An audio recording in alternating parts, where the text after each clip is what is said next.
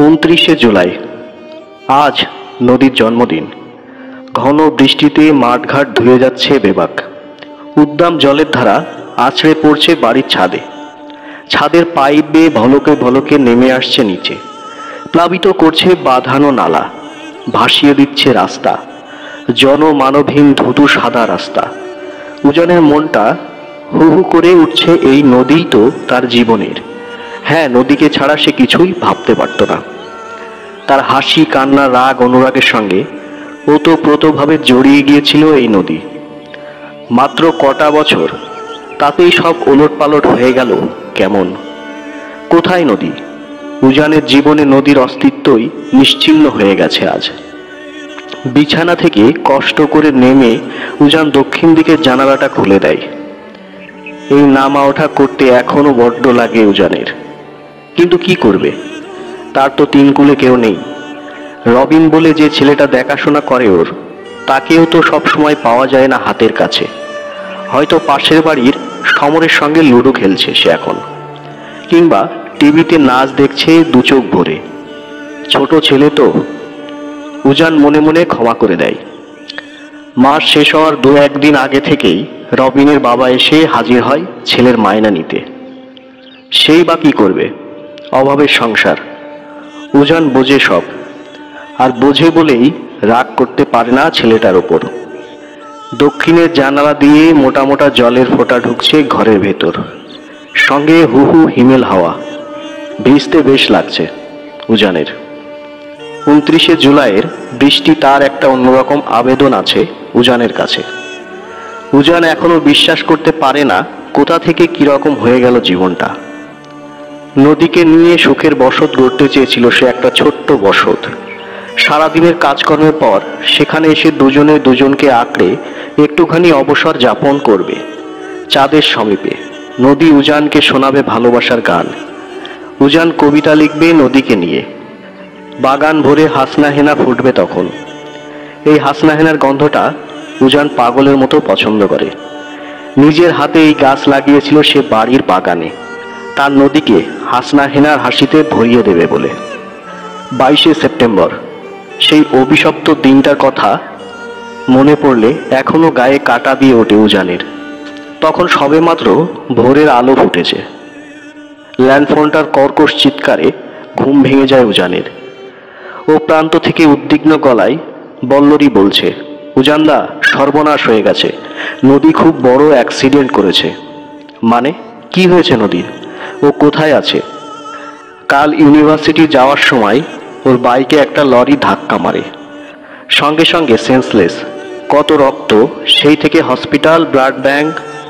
বাপাটা হাঁটুর নিচে থেকে কাটা পড়েছে। তোমাকে জানাবারও অবসর পাইনি উজানদা। বল্লরী খুব কাঁদছে, কাঁদতে কাঁদতে বলে চলেছে, সরি উজানদা, তোমার নদী প্রাণে বেঁচে গেছে, কিন্তু বাপাটা। বল্লরী সম্পর্কে নদীর বোন হয়, কয়েক মাসের ছোট সে। একবারই তাকে দেখেছে উজান। তিনজনে একটা রেস্তোরাঁয় খেতে গিয়েছিল। কত হাসি ঠাট্টা, গল্পগাছা। উজানের বেশ লেগেছিল বল্লরীকে।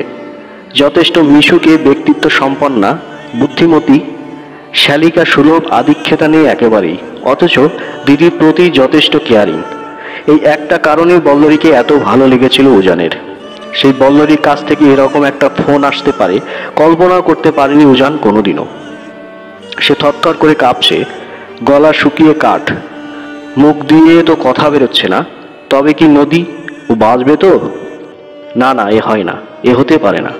নদী ছাড়া উজানের জীবন অন্ধকার। যে কোনো মূল্যে নদীকে বাঁচতেই হবে। দাঁতের দাঁত চেপে উজান কোনো রকমে উচ্চারণ করে, নদী কোন হসপিটালে আছে। বল্লরী চাপা গলায় উত্তর দেয়, উত্তরবঙ্গ মেডিকেল কলেজে, হাসপাতালে। উজান ফোনটা নামিয়ে রেখে উদ্ভ্রান্তের মতো পায়চারি করতে থাকে। কলকাতার উপকণ্ঠে এই মফস্বল শহর থেকে একদিনে উত্তরবঙ্গ পৌঁছানো যায় না। সে কি করবে বুঝে উঠতে পারছে না, মাথায় কাজ করছে না একেবারেই। উজান খানিকটা জল খেয়ে নেয়, বাথরুমে গিয়ে গায়ে মাথায় জল বুলিয়ে নেয় খানিকটা। কোনো রকমে একটা জামা প্যান্ট গলিয়ে নিয়ে কালো ব্যাগটা হাতে করে বেরিয়ে আসে রাস্তায়। মোবাইল আর মানিব্যাগটা নিতে ভোলে না সে। রাস্তায় বেরোতেই গলির মুখে কালো বেড়াল আগুনে চোখে তাকাচ্ছে সে। সে কি উজানকে সাবধান করে দিচ্ছে? সে কি বলছে দিনটা শুভ নয় তোমার জন্য? উজানের বুকটা ছাত করে ওঠে, কিন্তু দুর্বলতাকে কোনো রকম প্রশ্রয় দেয় না সে। দ্রুত গতিতে রাস্তা ক্রস করে বাসে উঠে পড়ে। বাসটা বেশ যাচ্ছিল, কিন্তু শেষ রক্ষা হলো না তো মাঝ রাস্তায় টায়ার ফেটে বিপত্তি হয়। উজানের বুকের ভেতর রোলার চলছে যেন। হাতে সময় খুব কম। 5 মিনিট এদিক ওদিক হলে উত্তরবঙ্গ এক্সপ্রেস মিস করবে সে। মোবাইল টিপে সে আবার যোগাযোগ করার চেষ্টা করে। স্টেশনে না ট্রেন লেট নেই। এরপর নদীর মোবাইলটা লাগায় আবার। না, গত 2 দিন ধরে মোবাইলটা টানা সুইচ অফ বলে চলেছে। এবার ল্যান্ডফোনের চেষ্টা করে। ল্যান্ডফোনও বলছে আউট অফ অর্ডার। ইতিমধ্যে বাসের চাকা সরিয়ে ফেলেছে বাসের লোক। ফের চলতে শুরু করেছে গাড়ি। তবে কি ট্রেন পাবে না? উৎকণ্ঠায় কেটে যায় সময়। ইতিমধ্যে গাড়ি যখন ঢুকছে স্টেশন চত্বরে, তখন ট্রেনও ঢুকছে। ঘোষণা হচ্ছে উজান পাগলের মতো ছুটছে। ছুটতে ছুটতেই দেখতে পাচ্ছে পতাকা উঁচিয়ে ডিপার্চার সিগন্যাল দিচ্ছে গার্ড। ট্রেন ছেড়ে দিয়েছে। উজানও প্ল্যাটফর্ম ছুঁয়ে ফেলেছে। গাড়ি গতি বাড়াচ্ছে। এই মুহূর্তে ট্রেনের পাদানি ছুঁয়ে ফেলেছে উজান। হুইলার স্টল থেকে এক কাগজ বিক্রেতা চিৎকার করে মানা করছে উজানকে, কিন্তু কে কার কথা শোনে? উজানকে যে ট্রেন ধরতেই হবে। হাসপাতালের বেডে একটা পা নিয়ে ছটফট করছে নদী। তার কাছে পৌঁছাতেই হবে উজানকে, যত তাড়াতাড়ি সম্ভব, যে কোনো মূল্যে। কিন্তু সে কি পৌঁছাতে পারল? উজান দুরন্ত গাড়ির প্রচণ্ড ঝটকা খেয়ে আছড়ে পড়ল এদিকে, একটা পা চাকার তলায়। যখন স্টেশন চত্বরের লোকেরা ধরে তুলে আনলো তার নির্বাক নিথার শরীরটা, তখন চাপ চাপ রক্ত চারিধারে। বা পাটা হাঁটু থেকে কাটা। কাটা অংশটা 5 ফুট দূরে একাকী গড়াগড়ি খাচ্ছে নিঃশব্দে। 22শে সেপ্টেম্বরের সেই অভিশপ্ত সকালটা উজান কি পারে মেমোরি থেকে ডিলিট করতে? বারবার সে মনে সংকল্প করে ওই দিনটার কথা ভাববে না কখনো, কিন্তু পারে কি? আজ এই 29শে জুলাইয়ের বৃষ্টি স্নাত বিকেলেও তার মনে সেই অভিশপ্ত দিনটার স্মৃতি বারবার ঘুরে ঘুরে আসছে। মনে পড়ে যাচ্ছে সেই বনহুগলির NIOH এর দিনগুলি। এখানেই তাকে সুদীর্ঘ দিন চিকিৎসাধীন থাকতে হয়েছিল। স্টেশন চত্বরের লোকজন স্থানীয় হাসপাতালে ভর্তি করে দেওয়ার পর মোবাইলের কল লিস্ট ঘেঁটে তারাই ফোন করেছিল প্রায় সমস্ত নম্বরে। এভাবেই খবর চলে যায় পাড়াভূত, কাকা, ক্লাব তুতো, দাদা, অফিসের কর্মচারী, অফিসের সহকর্মী, দুঃসম্পর্কের আত্মীয়, মাই কবি বন্ধু পর্যন্ত। এদের মধ্যে ঘনিষ্ঠ কয়েকজন, যেমন বাবুলদা, বিপ্র কাকু, অভিষেক আর পাপু এসে ওর দায়িত্ব নেয়। এই পাপু ছেলেটা উজানের খুব কাছের। রক্তের সম্পর্ক ছাড়াও যে এমন ঘনিষ্ঠতা হয় তা বোধহয় পাপুই বুঝিয়েছে উজানকে। সারা শরীরে ব্যান্ডেজ বাঁধা পা কাটা উজানকে দেখে কোকিয়ে কেঁদে উঠেছিল সে। তারপর গায়ে হাত রেখে বলেছিল, হাররে উজান, কোথা থেকে কি হয়ে গেল বলতো? উজান ওই অবস্থায় মাথাটা সামান্য সামনের দিকে তুলে ডান পাটা ঈষৎ হেলিয়ে আত্মস্বরে পাপুকে বলেছিল, তুই তো আছিস। এরপরেই তার দ্বিতীয় প্রতিক্রিয়া ছিল, নদী কেমন আছে রে? নদীর খোঁজ নে পাপু।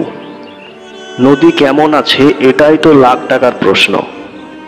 সে কি উত্তরবঙ্গ মেডিকেল কলেজে হাসপাতালের বেডে একটা পা নিয়ে সত্যি সত্যি ছটফট করছে এখন? অ্যাম্পুটেশন হয়ে গেছে তার মোবাইল না হয় সুইচ অফ, কিন্তু ল্যান্ডফোনও অচল কেন? এখন ঢোকা যাক উত্তরবঙ্গের বাড়িতে। ওই তো সোফার উপর পল্লরী বসে। সে বাড়িতে বসে কি করছে? হাসপাতালে যায়নি। নদীর বাবা মা কোথায়? ও তো গেছেন মন্দারমণি বেড়াতে। আজ 3 দিন হলো, তবে ওরা ফেরেননি মেয়ের খবর পেয়ে। না না, মেয়ের তো কিছু হয়নি সত্যি সত্যি। আসলে ওর বাবা মা যেদিন বাইরে বেড়াতে গেলেন সেদিনই পল্লরী এসেছে এ বাড়িতে। এসে সে খবর নিয়েছে উজান নদীর প্রেম কত দূর। জেনেছে যদিও দুজনের ভৌগোলিক দূরত্ব যথেষ্টই, সম্পর্কে আর কোনো দূরত্ব নেই। এমনকি নদীর বাবা মাও মেনে নিয়েছেন এই সম্পর্ক। এখন শীঘ্রই দুপক্ষ বসে 4 হাত মেলাবার একটা দিন স্থির করলেই হয়। এ সব শুনে পল্লরী বলছে, আচ্ছা নদী, উজানদা তোর বিয়ে করার যোগ্য তো? এরকম কথা কেন বলছিস? না মানে, উজানের সঙ্গে সম্পর্কের কথা তুই আজ জানছিস। সম্পর্ক আর বিয়ে এক নয় নদী। মানে উজানদা প্রেমিক হিসেবে খুব ভালো, চোখ বুজে প্রেম করা যায়, কিন্তু বিয়ের জন্য যোগ্য তো, অন্তত তোর মতো মেয়ের সঙ্গে। আমি ওকে ভালোবাসি বল্লরী। আমি জানি তোর ভালোবাসাটাকে আমি অনার করি, কিন্তু তুই এত সচ্ছল পরিবারের মেয়ে। উজানদা খুব সাধারণ, সামান্য একটা চাকরি করে, উপরন্তু কেউ কোথাও নেই। এরকম বাউন্ডুলে ভব করে একটা ছেলে তোর দায়িত্ব নিতে পারবে তো? শোন নদী, আমি খুব বাস্তববাদী আর সর্বোপরি তোর ভালোই চাই। তুই কি বলছিস, সম্পর্ক কাট আপ করতে? ইম্পসিবল। বোকা মেয়ে, আমি কি তাই বলেছি? তবে যাকে জীবনসঙ্গী করতে যাচ্ছিস তাকে একবার পরীক্ষা করে দেখে নিবি না সে তোকে কতখানি ভালোবাসে? কিভাবে? তাছাড়া তোদের দেখা সাক্ষাৎও খুব বেশিবার হয়নি, মূলত মোবাইল নির্ভর তোদের প্রেম। আমি একটুও ছোট করছি না এই ভালোবাসাকে, কিন্তু তবু আমাদের সম্পর্ক তো বহুদিনের। শুনেছি কবিরা বারবার প্রেমে পড়ে। উজানদার প্রেমটাকে একবার কোষ্টি পাথরে যাচাই করে নিলে হয় না? কোনো আইডিয়া কি এসছে তোর মাথায়? এসছে তো। এরপর যা হয়েছে সবই পল্লরীর প্ল্যান মতো। দুদিন মোবাইল সুইচ অফ রাখা হয়েছে নদীর, আর ল্যান্ড ফোনের রিসিভার নামিয়ে রাখা হয়েছে। তারপর আজ 22 সেপ্টেম্বর খুব ভোরে ল্যান্ডফোন থেকে উজানদাকে কাঁদো কাঁদো গলায় বল্লরী ফোন করে অ্যাক্সিডেন্ট আর পা কাটা যাওয়ার গল্প বলেছে। উদ্দেশ্য একটাই, উজানের প্রেম যদি মেকি হয় সে আস্তে আস্তে সরে যাবে, অন্তত কিছুতেই আসবে না এখানে আর যদি খাঁটি হয় তার ভালোবাসা, তবে ফোন পেয়ে সে উন্মাদের মতো ছুটে আসবে। নিখাত ভালোবাসা ছাড়া পৃথিবীর কোনো পুরুষই সম্ভবত এইরকম একজন প্রতিবন্ধী নারীকে স্ত্রী রূপে গ্রহণ করতে চাইবে না। নাটকে নভেলে হতে পারে, তবে বাস্তবে অন্তত নয়। তাই অধীর আগ্রহে দুই বোন উজানের ভালোবাসার পরীক্ষায় মেতে উঠেছে, আর উজানের গতি প্রকৃতির উপর তীক্ষ্ণ নজর রাখতে লাগানো হয়েছে অবিনকে। অবিন বল্লরীর ভাইয়ের বন্ধু, সে ইকোনমিক্সে অনার্স নিয়ে পড়ছে। ডিটেকটিভ ব্যাপার স্যাপারে তার অপরিসীম আগ্রহ, শখের গোয়েন্দাগিরি সে অনেকদিন থেকেই করে। এই ব্যাপারে বেশ নাম ডাকও হয়েছে তার। তাই বল্লরীর যখন ফোন করে অবিনকে সবকিছু বলে, সে প্রায় সঙ্গে সঙ্গে লুফে নেয় প্রস্তাবটা। উজানের ডিটেলসটা সে সংগ্রহ করে নিয়েছে দিদিদের কাছে, মানে ওর ল্যান্ড নাম্বার, মোবাইল নাম্বার, বাড়ির ঠিকানা, চাকরির জায়গা ইত্যাদি ইত্যাদি। উত্তরবঙ্গ মেডিকেল কলেজ হাসপাতালেও সে সকাল সকাল পৌঁছে যাবে, কারণ উজান এলে তো সেখানেই প্রথম আসবে। বন হুগলির NIOH দেশের বিশিষ্ট অস্থি চিকিৎসক ডাক্তার গুপ্তর আন্ডারে উজানের অ্যাম্পিটেশন হয়ে গেছে। এর 14 দিন পর স্টাম্প করা হয়েছে যত্ন করে, হয়েছে সফল ক্লোনিং। তারও 1 মাস পর ডাক্তারবাবুর নির্দেশ হয়েছে পাইলন। কি বিভৎস কেটেছে ওই দিনগুলো, মনে হতো এর থেকে মৃত্যু ভালো ছিল। উজান জীবনানন্দের কবিতা থেকে বিড়বিড় করে বলতো, মনে হয় এর চেয়ে অন্ধকারে ডুবে যাওয়া ভালো। কিন্তু সবসময় ভালো কি হয় আমাদের? যার জন্য যতটুকু বরাদ্দ তাকে ততটুকু নিয়ে যেতেই হয় এ বিশ্ব সংসারে। এইভাবে নিজেকে সান্ত্বনা দিত উজান, কিন্তু কতটুকু শান্তি পেত তার আত্মা? ক্রাচে ভর দিয়ে চলতে চলতে তার মনে হতো সমস্ত পৃথিবী আজ তার প্রবেশের দুয়ার যেন বন্ধ করে দিয়েছে। নিজেকে অসহায় ভিখারির মতো মনে হতো তার। ডানা মেলে পাখিরা উড়ে যেত নীল আকাশে, সেই দিকে নিরাবকাশ তাকিয়ে থাকতো উজান। তারপর আরও 3-3.5 মাস পর ডাক্তার গুপ্ত অ্যালিমকো লিম্বো দিয়ে প্রস্থেসিস করলেন উজানের বাঁ পায়ে। সেই দিন থেকে আর্টিফিশিয়াল লিম্বো পেল উজান। হোক না আর্টিফিশিয়াল, সে তো আর মাটিতে পা ছুঁয়ে দাঁড়াতে পারলো মাথা তুলে। ডাক্তার গুপ্ত তাকে নতুন জীবন দান করলেন। সত্যি কোনো কোনো ডাক্তারবাবু মানুষের জীবনে ভগবানের মতো আবির্ভূত হন। তার অলৌকিক মহাশক্তি দিয়ে মানুষকে আবার বাঁচাবার প্রেরণা যোগান। একটা শেষ হয়ে যাওয়া, ফুরিয়ে যাওয়া মানুষের আবার মাথা তুলে দাঁড়িয়েছে, আবার কবিতা লিখতে পেরেছে, আবার অফিসে জয়েন করতে পেরেছে, আবার হাসতে পেরেছে।